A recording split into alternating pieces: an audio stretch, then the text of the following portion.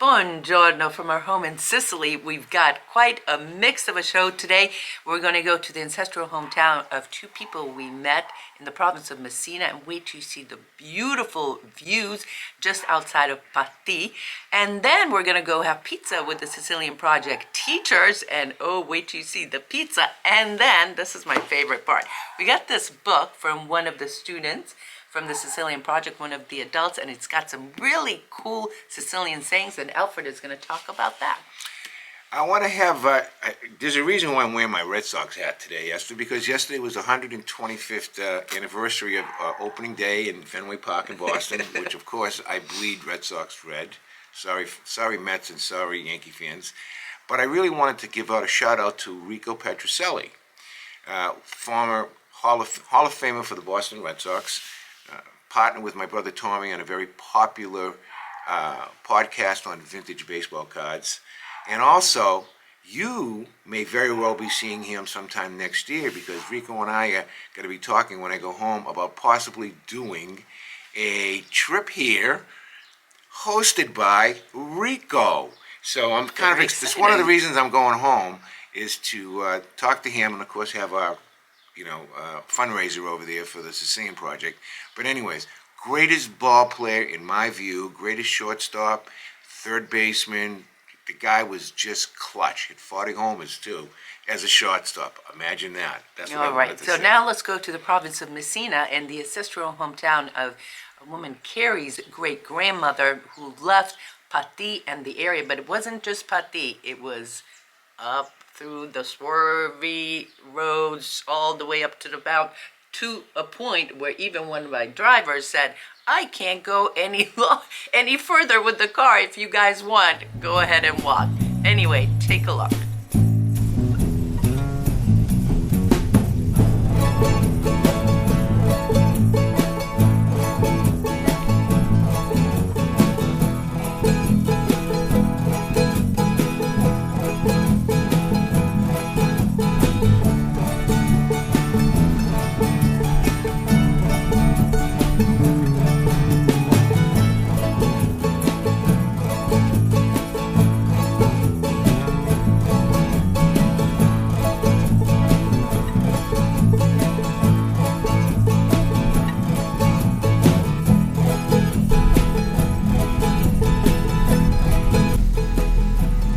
Benvenuti a Montegnarea. This place is known for its chestnuts. Tra 500 metri, svolta a sinistra. How the heck do you get all the way up there?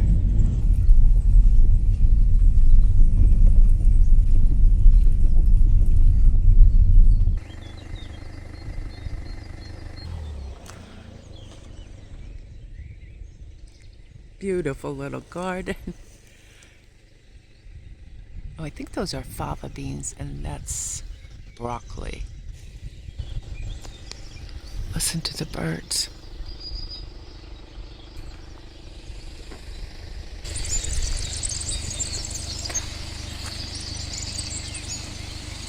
Nature at its best. Delle castagne. Comune de Castagni. Castagne.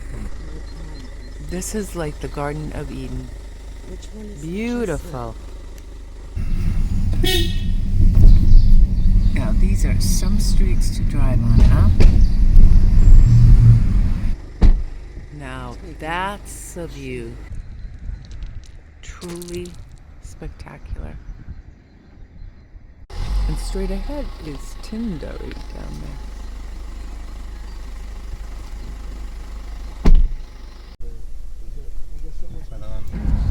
Is this a one-way street or a two-way street? Who the heck knows? In America hanno fatto le strade troppo grandi e qua troppo.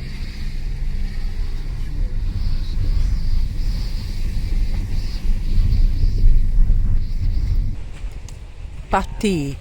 And there's the Aeolian Islands over there. Wow. There's Lipari and the Aeolian Islands. Straight ahead is Tinderi and the Black Madonna. You can imagine in the summertime, this is packed. Shane and Carrie, we just visited your ancestral home, Montereale. Spectacular. Beautiful. Absolutely. What was your reaction? Wow. I haven't really wrapped my head around it yet, to be honest. It was one of the most beautiful, emotional things I've ever seen. I don't think I can thank you enough, Esther. Absolutely. Thank you. And your great-grandparents left here. I have to tell you, this is one of my favorite things to do, is bring people to their ancestral homes. And, you know, Carrie, the whole time here, asked me some really good questions about moving here to Sicily and some of the specifics. But she asked me up when we were visiting her ancestral hometown, why did they leave here and go to where? It's beautiful. Where did they go? Chester, Pennsylvania. Pennsylvania, right? Yes. They had Yep. to bring you, your siblings, and your parents and grandparents a better future. This is just gorgeous. Unbelievable. I was telling her earlier, it's one thing to like get family heirlooms to touch, history passed down from one person to another, but then to actually come to your ancestral town is just a completely different feeling. It touches the soul, I think, a bit more. It's wonderful. And you had said something about it's important to come to know where you came from. Absolutely. But yes, to understand your present, you need to understand your past. So I think it's extremely important. I think there was a Chinese proverb I remember once, there's no stream without a brook, no tree without a root. So to be able to understand where you came from, I think it's very important for everybody. Absolutely. So you guys are thinking of relocating to Sicily, and of course, unfortunately, your line has been cut because of this new law. But you guys are thinking of elective visa, and so you asked me a number of good questions. I want to just go over a few. You had some concerns, obviously, about healthcare, about transportation, public transportation, about getting your mail, right? Having a pharmacy. What else were some of the things that you guys are looking at your exploratory trip here to Sicily? Veterinarians. We have pets, so veterinary care is extremely important to us for that.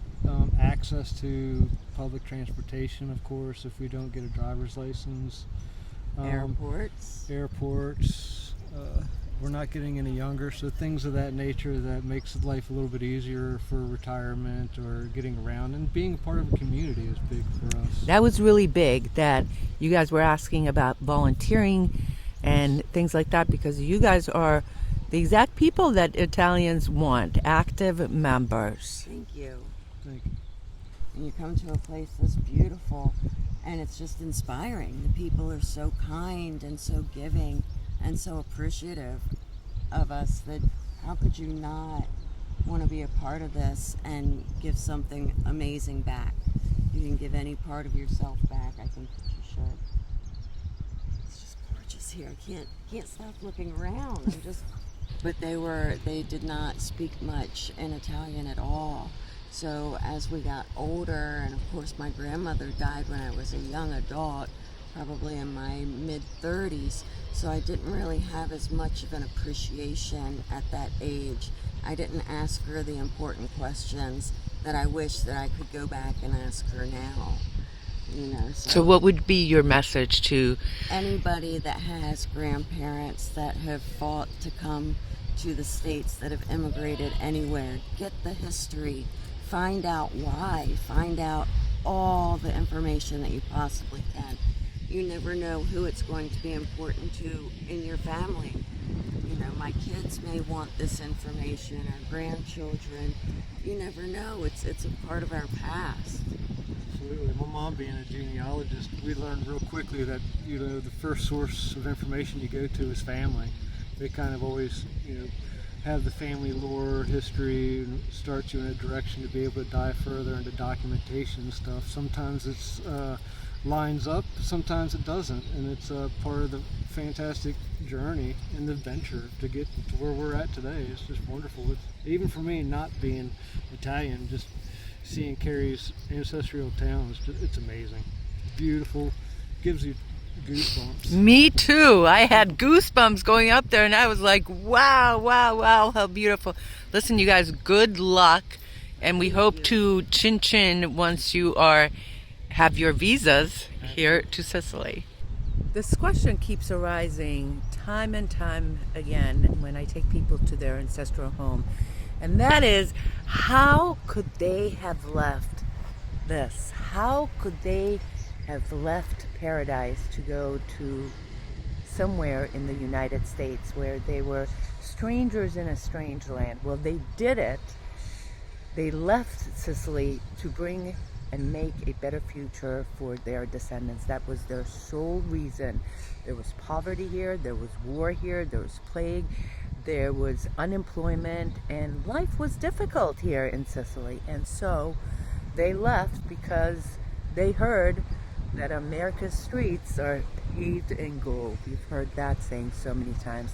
And now here they are, generations later, wanting to reconnect with their roots, wanting to come back here to Sicily, and it just makes me crazy thinking about this new law. Now, as we discussed many times, this new law has a lot of things that make sense, but for those people who now want to return to their ancestral home, to lay down roots here in Sicily, to be active residents, to be paying for things, for using services, it just makes no sense to me.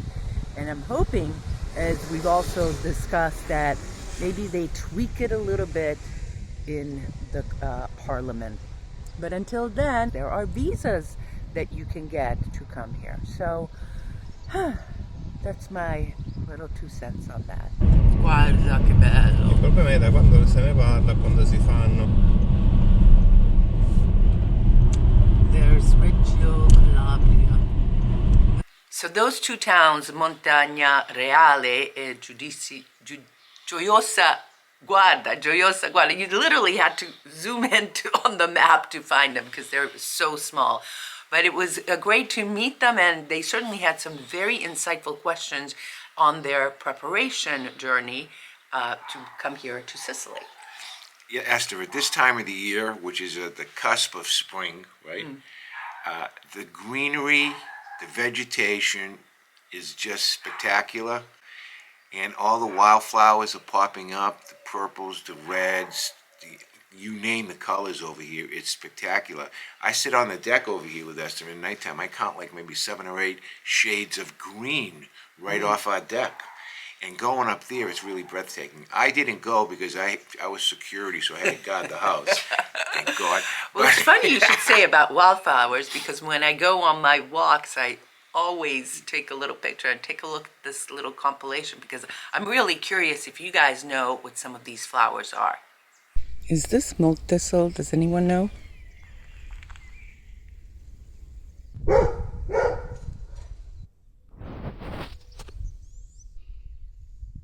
Look at all these wildflowers.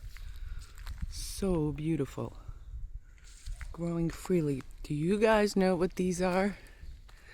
I saw somewhere that you could probably eat this. I'm not sure. Here are the beautiful herbs and greens that we just gathered in Mother Nature's garden right here. So now let's go have some pizza. We just finished a class, our Sicilian Project nonprofit finished a class in Acicatena, and for the first time we had some adult students as well as the children's group, and we invited some of them to come to pizza, and they came. And anyway, it's one of our favorite places. Let's take a look inside the pizza place we took them to.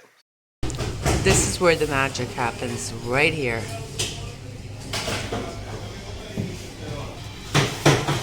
Little worker bees. Look at them go.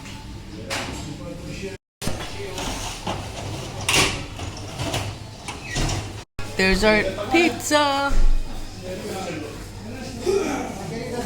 There's our maestro. Ciao. Poi dobbiamo fare 2 margherite, una di avola e una messicana.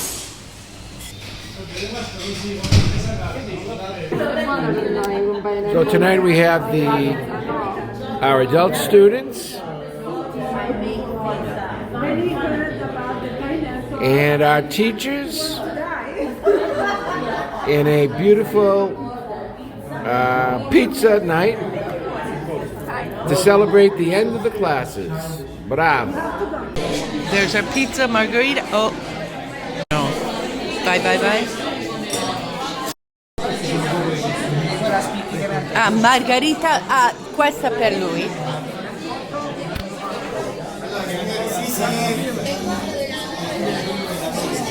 Look at this one.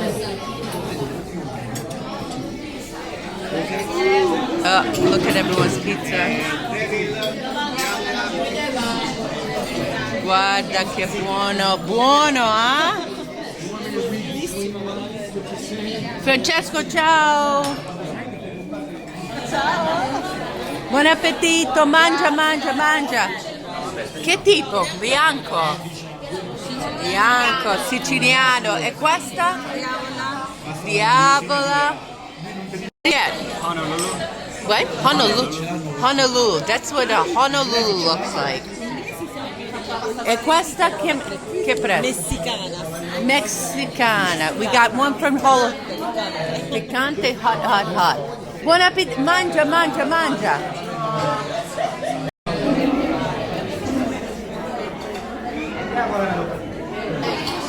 There you go. Grazie mille. Che prezzo, Antonio? 2 euro. 2 euro. Buon appetito! Look at this beautiful spring day. We'll go back to the programming in just a little bit, but first, if you are enjoying this, please consider subscribing to our channel and perhaps becoming a community member. We have 2 levels, $1.99 and $2.99. Just another way of supporting us. And we also have some behind the scenes videos that we share and photos. Okay, back to the program. Al, how was your pizza margherita? The Raitana Pizzaria in Catania is probably one of the best pizzerias in this zone, this side of Catania. But that group shot that you saw that Esther took a video of, and I took a video of, really has a nice compendium of people over there. First of all, I want to give a shout out to our naval heroes from Sicily Naval Station. There were 2 of them representing the naval station there last night. We had 4 or 5 of them volunteering. The other ones were on duty Friday night, so they really couldn't make it. We had 4 of our adult students. One was a computer programmer. One was a kindergarten teacher, which we had 3 in our class. One of them came tonight. And the other one was a masseuse, right? Am I correct? We had so much fun with them. Right, it was a and great then, of group. course, we had Stefania and her husband, and Maria Grazia and Cesare, who are some of our volunteers. Now, for those of you who don't know, the Sicilian Project is our nonprofit, and we hold classes free for Sicilians, English classes all over the island. We have one going on also in Canicattì. You know, I wanted to say a couple of things. Next class over here in this area is going to be in late September and October, going into the end of November. It's memory of a naval a sailor, Michael Gorish, who perished in a swimming incident here in Acitrezza. His dad, Tony, greatest guy. We met his father. We met his siblings and so forth. And I had mentioned it to the Sigonella people, which, by the way, just so you know, we have 6 volunteers who refuse any money. Ching ching to them. No money at all. They're doing it because they want to effectuate good, positive relations here in Italy. I really want to thank my SIG heroes. They've been doing it for years now. This Great and guys. others, okay? So in September, we're going to have this memorial class. We're going to limit it to 30 kids because you can't fit any more in the room. And we're going to have a fundraiser. We have our raffle going on right now, 60-40 raffle, which 60% stays to us, 40% goes to the winner. It's $50. And if you would like to contribute to our next classes for Michael and for others, just simply go to www.thesicilianproject.com and make a $50 donation, and we'll send you the entry number, okay? And Giovanni Lanza, our president, will, in Texas, because that's where our home base is, because he's the president, obviously, is going to be having an affair over there, and we'll be pulling the winning number, I would say within the next 6 or 7 weeks, probably. Usually we do it late spring, right? Yeah. So, and then of course, on Thursday the 17th of this month, when I'm home, we're going to have Yumi and Sicily is hosting a meet and greet. So all our friends from UC, Yumi and Sicily will be there for the benefit of the Sicilian Project. And to get into the thing will cost $30, but we have food for you. It's going to be hosted by my brother Tom. He'll be funny. I hope he's going to be funny. Tom, be funny. And again, all these funds that we gather, we pay for future classes. We have classes in Kanikati, which are great guns, thanks to our great teachers over there, and our great teachers over here with Esther. Esther has done a great job, and she's been with us a long time. Did you know that she was a teacher for, who were you a teacher for when Hungary went free? What was that organization? Peace Corps. She was a Peace Corps volunteer, teaching in Hungary, right after the wall fell. So Shortly she just after. loves little kids. Anyway, so that's a She very... never toots her own horn either, but I do. You're so sweet. What are you laughing at? All right, anyway, She's April embarrassed. 17th. Nice shade of red, huh? April 17, now the dog's out. April 17 at Salvatore's in Lawrence from 4 to 7. Hope to see you there. Well, I'm not going to be there. Hope you see him there. I'll be there. At the pizzeria, one of the students, Paula, one of the adult students, came to me and said, I have a book for you, and it's inspired by our last class.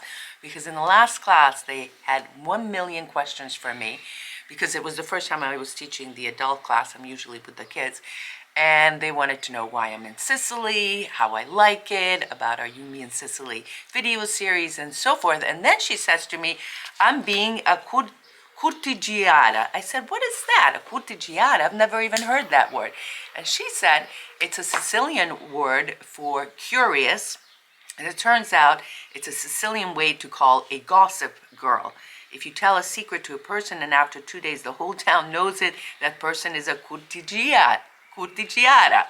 This is how it's spelled. Curtigiata. And so she bought this book and said, you inspired me with that curtigiata, and she gave me this book, and it's called Amuni.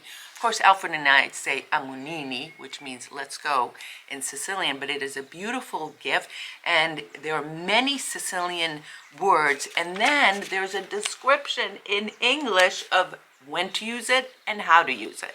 So I showed Alfred, and Alfred's like, oh, a lot of these my grandmother said to me, right?